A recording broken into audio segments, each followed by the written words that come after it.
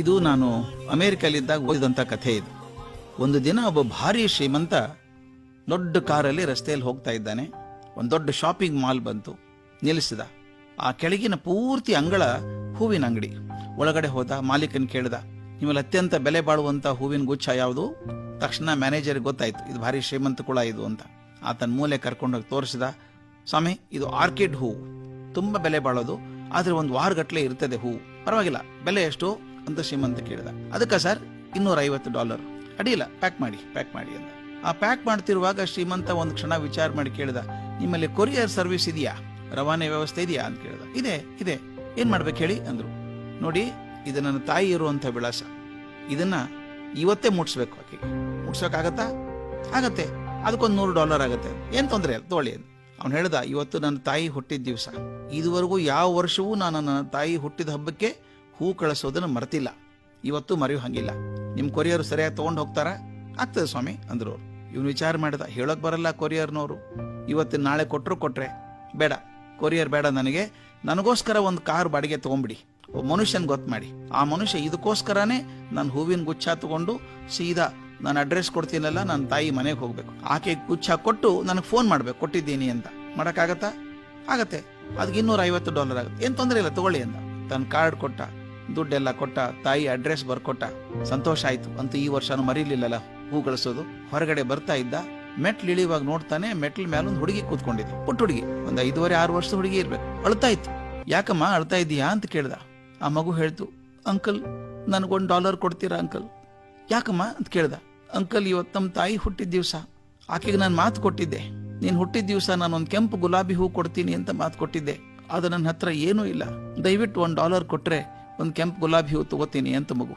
ಇದೇ ತಾನೆ $500 ಖರ್ಚು ಮಾಡಿದ್ದಾನಲ್ಲ, ಬಾಮ ಯಾಕೆ ಚಿಂತೆ ಮಾಡ್ತೀಯ, $1 ಅಲ್ಲ $10 ತಗೋ, ಗುಚ್ಛ ತಗೋ ಅಂದ. ಬೇಡ ಅಂಕಲ್, ನನಗೆ $1 ಸಾಕು. ಮಗು ಓಡ್ತಾ ಮೂಲೆಗೆ ಹೋಯ್ತು. ಅಲ್ಲೊಂದು ಬಕೆಟ್ ಅಲ್ಲಿ ಕೆಂಪು ಗುಲಾಬಿ ಹೂ ಇಟ್ಟಿದ್ದಾರೆ, ಒಂದನ್ನು ತಗೊಂಡು ಮಗು ಅವನ ಅಂಗಡಿಯವನ್ನೆಲ್ಲ ಮುಳ್ಳೆಲ್ಲ ತೆಗೆದು ಪ್ಲಾಸ್ಟಿಕ್ ಸುತ್ತಿ ಕೊಟ್ಟ. ಇವನು ಶ್ರೀಮಂತ $1 ಕೊಟ್ಟ. ಆ ಮಗು ನನ್ನ ಕಣ್ಣಲ್ಲಿ ನೀರು ಒರೆಸ್ಕೊಂಡು, ಥ್ಯಾಂಕ್ ಯು ಅಂಕಲ್, ಅಮ್ಮನಿಗೆ ಕೊಟ್ಬಿಡ್ತೀನಿ ಹೋಗೀಗ ಅಂತ ಸರ್ರ ಅಂತ ಓಡ್ತು. ಎಷ್ಟು ವೇಗವಾಗಿ ಓಡಿದ್ಲು ಅಂದ್ರೆ, ಮೆಟ್ಲು ಸರ ಇಳ್ಕೊಂಡು ಎದುರಿಗಿನ ರಸ್ತೆ ದಾಟಿ ಸರ್ರ ಅಂತ ಹೋಗ್ಬಿಡ್ತು ಹುಡುಗಿ. ಇವನು ಒಂದ್ ಕ್ಷಣ ಅನ್ನಿಸ್ತು, ಹತ್ರನೇ ಇರ್ಬೇಕು ಮನೆ, ಇಷ್ಟು ಆತುರವಾಗಿ ಹೋಗ್ತದೆ ಮಗು ಅಂದ್ರೆ ಹತ್ತಿರದಲ್ಲೇ ಮನೆ ಇರ್ಬೇಕು. ಆ ಮಗು ತಾಯಿಗೆ ಹೇಗೆ ಹೂ ಕೊಡ್ತಾಳೆ ಅನ್ನೋದು ನೋಡ್ಬೇಕು ಅನಿಸ್ತ ಅವನಿಗೆ. ತಾನು ಆಕೆಯಿಂದ ಓಡ್ದ. ಆ ಮಗು ಚುರುಕಾಗಿ ಓಡುವಂತ ಹುಡುಗಿ ಇವನ್ ಹಿಂದೆ ಬೆನ್ನು ಹತ್ತಿದ. ರಸ್ತೆ ದಾಟಿ ಒಂದು ಪುಟ್ಟ ಊರಿನಂತದಿತ್ತು, ಅಲ್ಲಿ ಹೋಯ್ತದು. ಸಂಧಿ ಓಡ್ಬಿಟ್ಟು ಕೊನೆಗೆ ಊರ್ ದಾಟಿ ಹೊರಗಡೆ ಬಂತು. ಅಯ್ಯೋ, ಊರ್ ಹೊರಗೆ ಹೋಗ್ತದಲ್ಲ ಮಗು ಇದು ಅನ್ಕೊಂಡ. ಅಲ್ಲಿ ಹೋಗಿ ಒಂದು ಸ್ಮಶಾನದೊಳಗೆ ಹೋಯ್ತು ಮಗು. ಅಲ್ಲಿ ಅವತ್ತೇ ತಾನೇ ಮಾಡದಂತ ಒಂದು ಸಮಾಧಿ, ಮಣ್ಣು ಗುಡ್ಡೆ ಏರ್ಸಿಟ್ಟಿದ್ದಾರೆ. ಈ ಪುಟ್ಟ ಮಗು ಹೋಗಿ ಆ ಸಮಾಧಿ ಮುಂದೆ ಮೊಳಕಾಲು ಊರು ಕೂತ್ಕೊಂಡು ಬಿಕ್ಕಿ ಅಳೋಕ್ ಶುರು ಮಾಡ್ತು. ಅಮ್ಮ, ಇವತ್ತು ನೀನು ಹುಟ್ಟಿದ ದಿವಸ, ನಾನು ನಿನಗೆ ಮಾತು ಕೊಟ್ಟಿದ್ದೆ ಕೆಂಪು ಗುಲಾಬಿ ಹೂ ಕೊಡ್ತೀನಿ ಅಂತ. ನನ್ನ ಕಡೆ ದುಡ್ಡೇ ಇರಲಿಲ್ಲ, ಯಾರೋ ಒಬ್ರು ಅಂಕಲ್ $1 ಕೊಟ್ರು, ಆದ್ರೆ ತಗೊಳಕ್ ನೀನೇ ಇಲ್ಲಲ್ಲಮ್ಮ, ಅದು ಎಲ್ಲಿದ್ಯೋ ತಗೊಂಡು ನನ್ಗೆ ಆಶೀರ್ವಾದ ಮಾಡು ಅಂತ ಸಮಾಧಿ ಮೇಲೆ ಆ ಹೂ ಇಟ್ಟು ಮಗು ತಲೆ ಬಗ್ಸಿ ಅಳೋಕ್ ಶುರು ಮಾಡ್ತು. ಈ ಶ್ರೀಮಂತ ಹಿಂದೆ ನಿಂತು ನೋಡ್ತಿದ್ನಲ್ಲ, ನೋಡ್ಕೊಂಡು ಅವನ ಕಣ್ಣಲ್ಲಿ ನೀರು ಸುರಿತಾ ಇದೆ.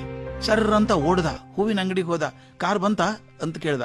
ಇಲ್ಲ, ಬರ್ತಾ ಇದೆ 5 ನಿಮಿಷದಲ್ಲಿ ಅಂತ. ಕ್ಯಾನ್ಸಲ್ ಮಾಡಿ, ಕಾರ್ ಬೇಡ, ಅದು ಹೂವಿನ ಗುಚ್ಛ ನನಗೆ ಕೊಡಿ ಅಂತ ಇಸ್ಕೊಂಡ.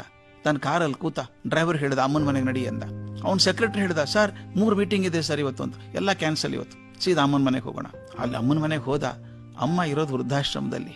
ಬಾಗಲ್ ತಟ್ಟಿದ. 92 ವರ್ಷದ ಮುದುಕಿ ಹೊರಗಡೆ ಬಂದ್ಲು. ಮಗನ್ ನೋಡಿದ್ಲು. ಮಗ ಹೂ ಕೊಟ್ಟು ಅಪ್ಕೊಂಡ ಅಮ್ಮನ, ಅಮ್ಮ ಹುಟ್ಟಿದ ಹಬ್ಬ ಶುಭಾಶಯಗಳು ಅಂತ. ಅಮ್ಮನ ಕಣ್ಣಲ್ಲಿ ನೀರು ಉಕ್ಕಿ ಬಂತು. ಅಲ್ಲೋ ಮಗ, ಯಾಕೆ ಬಂದ್ಯೋ ನೀನು? ತುಂಬಾ ಬ್ಯುಸಿ ಇರ್ತೀಯಪ್ಪ, ತುಂಬಾ ಕೆಲಸ ನಿನಗೆ, ಪ್ರತಿ ವರ್ಷದಂಗೆ ಗುಚ್ಛ ಕಳಿಸಿದ್ರೆ ಸಾಕಾಗಿತ್ತಲ್ಲೋ, ನೀನ್ ಯಾಕೆ ಬಂದೆ ಅಂತ. ಆಗ ಶ್ರೀಮಂತ ಹೇಳ್ತಾನೆ, ಅಮ್ಮ, ತಾಯಿಗೆ ಹೂ ಹ್ಯಾಕ್ ಕೊಡಬೇಕು ಅನ್ನೋದನ್ನ ಇವತ್ತೊಂದು ಪುಟ್ಟ ಮಗು ಕಲಿಸಿದೆ ನನಗೆ.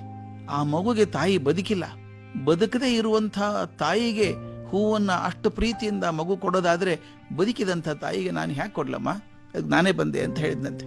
ಇದನ್ನ ನಾವು ಗಮನಿಸ್ಬೇಕು ಸ್ನೇಹಿತರೆ. ನಮ್ಮ ತಂದೆ ತಾಯಿಗಳಿಗೆ ನಾವು ಎಷ್ಟು ಗೌರವ ಕೊಡ್ತೀವಿ, ಎಷ್ಟು ಪ್ರೀತಿ ಕೊಡ್ತೀವಿ ಅಂತ. ಬಹುಶಃ ದೊಡ್ಡವರಾದ ನಾವು ಈ ಪ್ರೀತಿಯನ್ನು ತಿಳಿಸುವ ರೀತಿಯಿಂದ ಮಕ್ಕಳಿಂದಾನೇ ಕಲ್ಕೋಬೇಕೇನೋ. ನಾವು ಮಕ್ಕಳಿಂದ ಕಲ್ಕೋಬೇಕು ಪ್ರೀತಿಯನ್ನು ತೋರಿಸೋದು ಹೇಗೆ ಅಂತ.